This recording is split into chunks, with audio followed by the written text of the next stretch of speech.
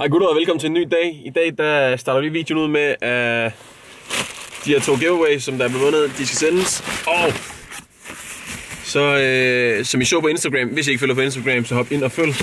Så giver vi lidt tilbage i dag til dem, der er i nærområdet. Så vi har 5 fodbold, som vi gerne vil give ud til folk, der følger os inde på Instagram og ja, selvfølgelig også på YouTube.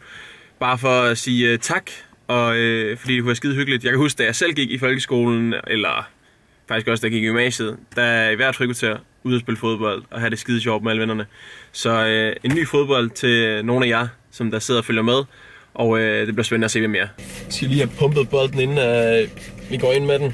Første marker, det skulle være en, der hedder Andreas. Han går i 7. klasse på Inderskolen. Ja, det er ikke hårdt nok. Men det bliver spændende. Jeg ved ikke engang, om de har team.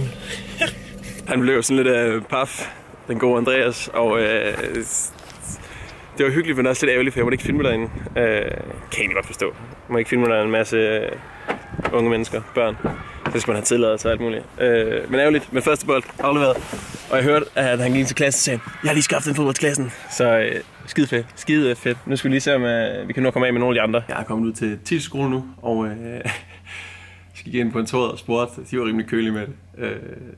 Så kalder de fandme bare over ham makkeren, som skal have bolden, en der hedder Thomas, over højtalerne og får ham til at komme op på kontoret, som tror sikkert, der er noget galt. Så jeg håber, vi gør ham glad, når han får en bold. Thomas? Så med skid.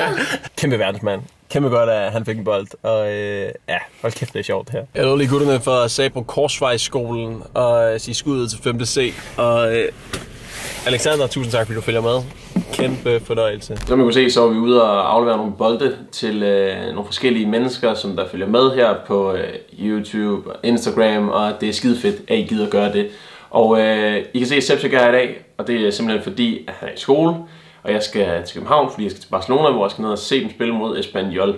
Så I må lige nøjes med mig i dag her, og så må I nøjes med Seps i weekenden der, og så kommer der en tur for Barcelona. Så det håber I er okay med, og det her det bliver bare lige de hurtige nyheder. Så jeg er klar til en lynhurtig video, hvor vi lige går igennem nogle af de største nyheder i fodbold Europa. Vi starter selvfølgelig med dagens største nyhed, og det er, at Ole Gunnar Solskjaer han har fået en 3-årig kontrakt med Manchester United. Det tror jeg er det helt rigtigt. Han har vundet 14 ud af 19 mulige kampe, og stadig med i Champions League, er med i kampen om top 4, så kæmpe godt for nordmanden og godt for United. Og til en spiller, der også spiller i Premier League, Mané, han er rygtet til Real Madrid, men Jürgen Klopp har været ude og udtale, at de vil gøre alt for at blokere alle bud, der kommer for deres stjernespillere, deres informspillere. Derfor så ligner han ikke den nødløsning, som Real Madrid har brug for, eftersom at de måske ikke får Hazard grundet transferbandet, og de nok heller ikke får Mbappe, da PSG ikke mangler penge. Så til Bayern München, hvor der sker rigtig meget for tiden. Deres nuværende træner, Niko Kovac, han er tidligere træner i Frankfurt, og han vil egentlig gøre det samme, som han gjorde for Frankfurt. Han har tænkt sig at hente Luka Jovic. Det bliver en svær kamp, fordi at Barcelona er også ude efter den unge serbiske goal-getter. Men det er muligt. Han har et godt forhold til angriberen, og jeg tror faktisk, at Barcelona ender med at tabe den her kamp her. Bayern de har det med at opsnuppe alle store talenter, især i Bundesligaen. Jeg kunne kun forestille mig, at de også får den her i hus. Og når vi er ved Bayern, så vil jeg også snakke om, at de netop har brudt deres transferrekord. De har købt Lucas Hernandez for omkring 600 millioner danske kroner. Fuldstændig vanvittigt for en forsvarsspiller. Han bliver den anden dyreste forsvarsspiller i historien, kun efter Van Dijk. Ja, jeg håber, han har pengene værd for dem. Jeg så ham ikke som værende så meget værd, men de har købt ham igennem hans frikøbsklausul, og så bliver spillerne automatisk lidt dyrere. Og derudover så går rygterne også på, at de har tænkt sig at købe Kai Havertz, så hvis de vil det, så skal de altså bryde deres transferrekord en til gang, da Diverk selv de har sat sig en pris på 100 millioner euro, små 750 millioner danske kroner. Så hvis de vil have ham her, så skal de bryde deres transferrekord igen, og det bliver spændende at se, hvad Bayern gør i det her sommertransfervindue. Dan James, jeg ved ikke, om vi har snakket om ham før, men jeg tror, jeg vil kalde ham den walisiske Dennis Rommedal, en hurtigløber, der spiller i Swansea, og han løber om hjørner med alle.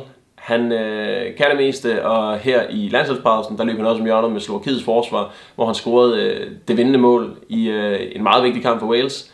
Og han har simpelthen fået interesse for ingen ringer end Pep Guardiola. Hvis det ikke bliver Manchester City, så bliver det med 100% sikkerhed en anden Premier League klub. Han er dømt til at komme i Premier League. Det er bare et spørgsmål om, hvem der køber ham. Frenkie de Jong skiftet til Barcelona, det har vi snakket om før. Det er egentlig ikke det handler om. Det handler om, at Ajax de har fundet hans erstatning. De har kigget til nabolandet, de har kigget på Belgien, de har kigget på Standard Liège, hvor de har fundet en 22-årig rumænsk spiller, der hedder Razvan Marin. Han er ikke hvilken som helst rumænsk spiller. Han vandt årets spiller i Rumænien. Jeg tror, det er en meget kompetent løsning, de har fundet her. Så han også kun omkring de 10-12 millioner euro. Når man tænker på, at de får 75 fra Frenkie, så er det god business. Og når vi er ved Ajax, så kan vi også lige snakke om De Ligt. For Barcelona, de vil jo gerne have De Ligt, så De Jong og De Ligt, de følges ad. Det kan måske ske, men det kræver, at Barcelona de får solgt ud. Og inden den sidste 1,5-2 måneders tid, der havde jeg nok håbet på, at det var Piqué, der røg. Piqué, han har set dårligt ud det meste af sæsonen. Men som det ser ud lige nu, så på grund af hans stærke form, så ligner det, at det desværre er Umtiti, som der bliver skidtet ud, hvis man ender med at få De Ligt. En af de største bejlere til Umtiti, det er Sepsis Manchester United. Spændende at se, hvad der sker i den sag. Jeg håber på at få De Ligt, men jeg håber også på, at vi får lov til at beholde Umtiti. Og jeg tror stadigvæk, at jeg bedre kan se Umtiti på lang sigt frem for Piqué. Det var egentlig alt for nyhederne. Nyhederne, sygt at sige. Nå. Det er sidste chance, hvis vi når at vinde den her, fordi i Sepsis video i weekenden, der finder vi en vinder af den. Som sagt, skidefed trøje, fedt hold. Luka Jovic, Sebastian Haller, Rebic, drengene. Det skal vi godt hoppe ind og se den video, den ligger i kort, den ligger i beskrivelsen. Og så ligger måske også i kommentarfeltet, hvis Seps han har været skide god. Så husk at følge med alle steder, hvor vi er. Twitter, Twitch, Instagram, overalt. Det gør os pisseglade, når I gør det. Så bare tak fordi I følger med. Vi ses idioter.